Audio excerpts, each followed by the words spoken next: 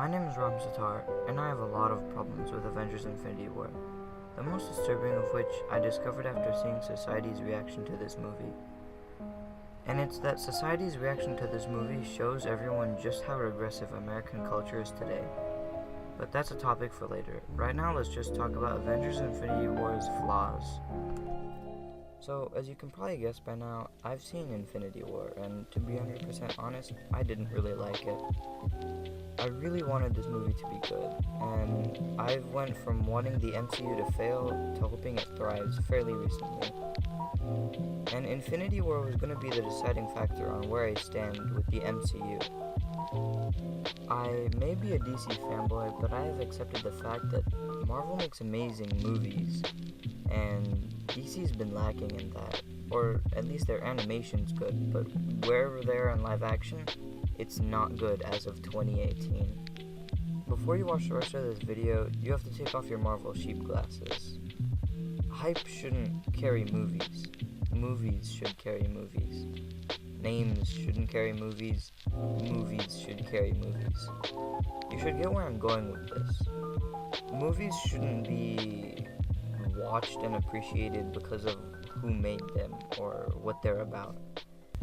They should be watched because they're good quality movies and what's in them is good content. I will admit that the movie did do some things very, very well. Many things, in fact. One of them is that the movie was all over the place in the best way possible. This means that the movie told everyone's individual story extremely well, while telling the main story and even having all of the character stories come together seamlessly and naturally. The CGI, I will also admit, is amazing. The CGI looked great. It's not convincing enough to make it look real, but then again, nothing of a non-humanoid presence, as in something that has a different skin color or shaped differently, will never look real in CGI. At least that's my belief until something proves me wrong.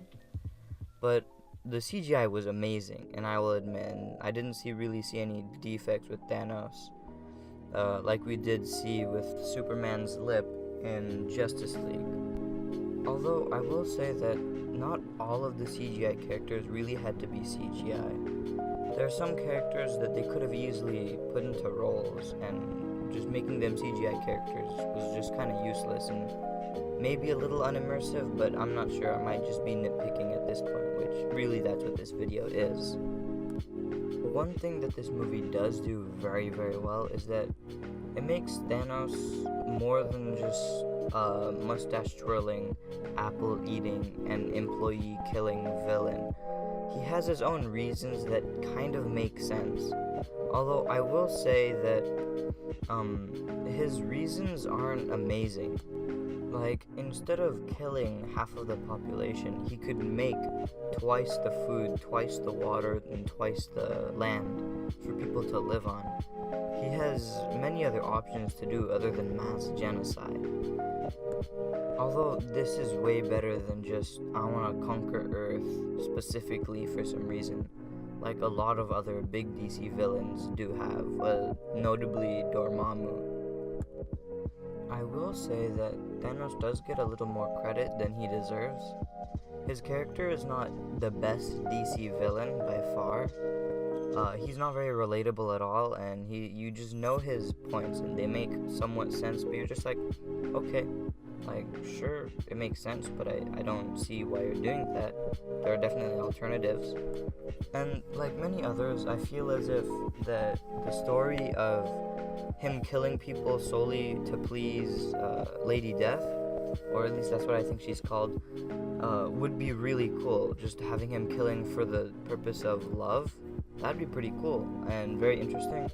But I wouldn't think that would happen because it would be very difficult for casual audiences to swallow, and it would probably make it a little more difficult for them to keep a PG-13 rating, because that's just killing with no reason, right? Now, let's get into Infinity War's shortcomings. This movie has a lot of stuff that I don't like about it, but we'll first start off with the light stuff, and we'll get into the heavy stuff later. So, if you want, you can just ignore everything I've said up till now. It was all just nitpicking and just personal problems with the movie and how the movie handled some of the characters. But the things I'm about to talk about are too big to overlook. It's so colossally stupid that it's the whole reason I hate this movie. That reason is the ending. It just ruined the whole thing for me. I was watching the movie thinking, okay, maybe a 7, a 6 at least, and then half of them got snapped out of existence.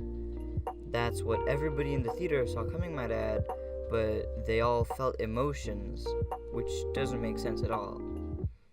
And when everybody was getting phased out of existence, I was like, oh, they're all going to die?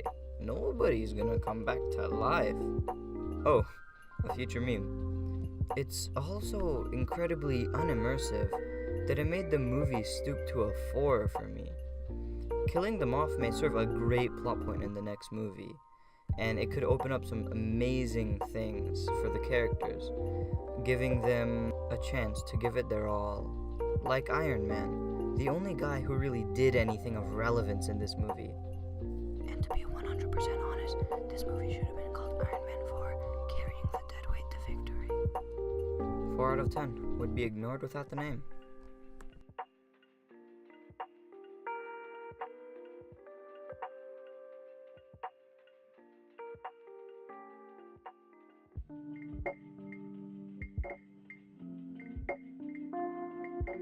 Society's reaction to this movie did nothing but prove to me everything I already know about American society and culture.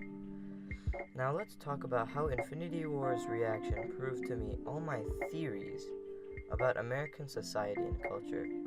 Before I continue, I should mention that most, if not all, of what I'm about to say is mainly observation and inference driven. None of this is solidified in stone as the truth. Also, know that I'm not saying that Infinity War caused these problems.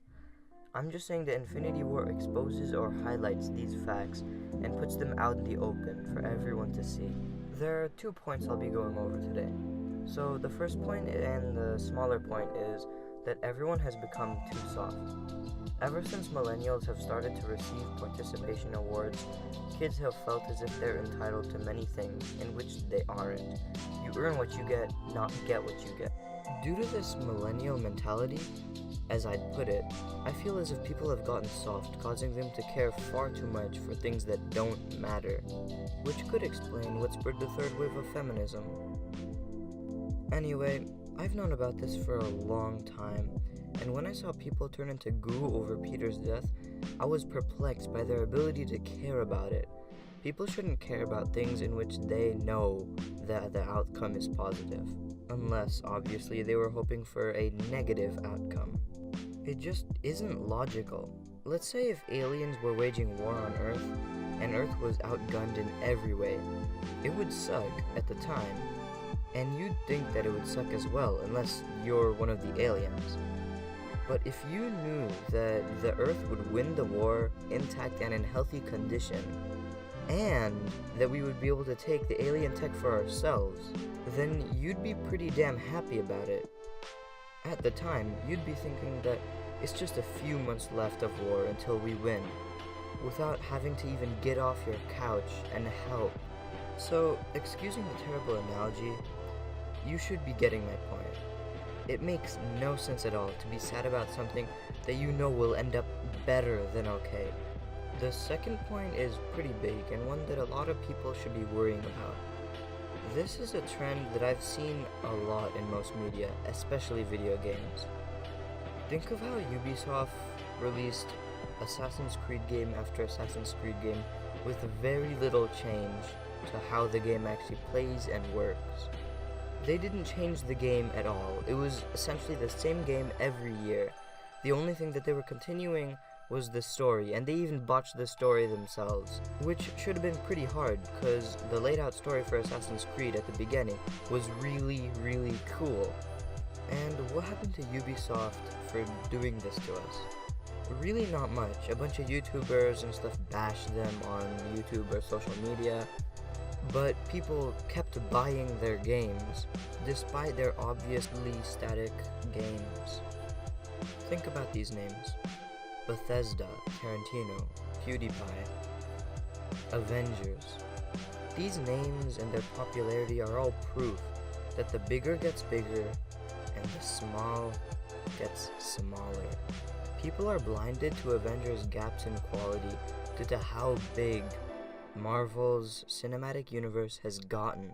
But when a smaller content creator makes, let's say, a fan film that's honestly nearly perfect and exactly what people have been asking for, they can't get up on their feet and start running because people are too afraid to try. Ignoring that disruption, people are too afraid to try new things. They'd rather watch the same old movies, characters, and creators. But instead of segueing into that new and third point, I'm just gonna end this video. Okay, I'll say it. I'm honestly not sorry if I made anyone mad. I have my own opinions and thoughts, and you have the right to your own. Anything being good or bad is extremely subjective, and you can only decide whether something is good or bad, not the box office, not the sales, or a YouTuber you watch. It's good if you think it's good. It's bad if you think it's bad. Me having a different opinion doesn't change that. If you liked Infinity War, I respect that. I can understand why you'd like the movie. But to me, there are just so many things I cannot overlook. Now, before I end this video, I would like to give a huge thanks to HiTopFilms.